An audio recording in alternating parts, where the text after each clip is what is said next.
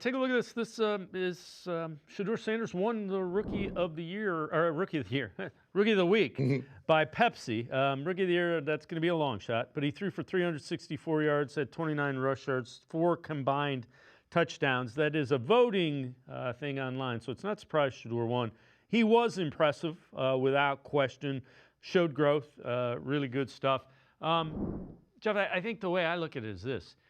I've seen enough that I probably would not combine my first-round picks because you do need enough. I'd be more inclined to keep him and get some sort of bridge veteran if I didn't want Watson to see the field. I would not give up that second pick in order to move up a couple of spots.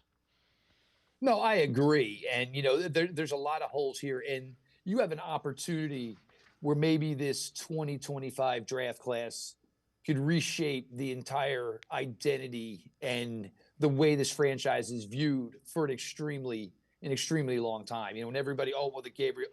Let me tell you something. If Shedeur Sanders turns out to be your starting quarterback for the next decade, nobody's going to give a flying you-know-what that they drafted Dylan Gabriel. Nobody is going to care any way whatsoever. As far as the Rookie of the Week, I don't care if it was a fan vote. There's no question about it. There was not a rookie who had a better performance than what Shedeur Sanders did last week. There were a couple of things that I take away that were extremely impressive. One was his play after the interception, because you were going along the entire game and you're like, all right, it's slowing down. Or as Dan Orlovsky, who you had on, had the clip on earlier, who's been really, really good to me over the years. Maybe it's not that things are slowing down. Maybe it's that Shedeur is playing at a faster pace. But the interception was the one point where you're like, ooh, there was the rookie moment. And sometimes when you get that type of moment from a rookie, it maybe leads to another rookie moment. Or I try to make more out of a play that is conceivably there.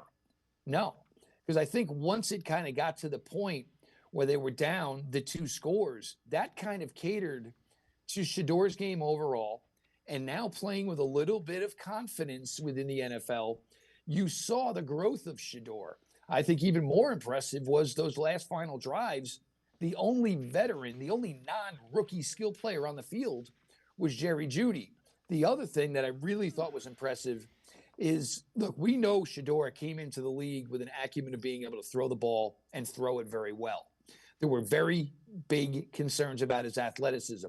And it wasn't that people felt he couldn't give you a little positive athleticism, like the incredible touchdown run that he did. It was basically staying within the pocket.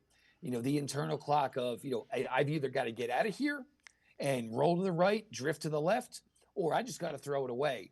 And I think that's what you really saw. But the touchdown run for me was one of the most impressive things he did Sunday, because here was a guy with a lot of athletic questions, and that was one hell of an athletic run.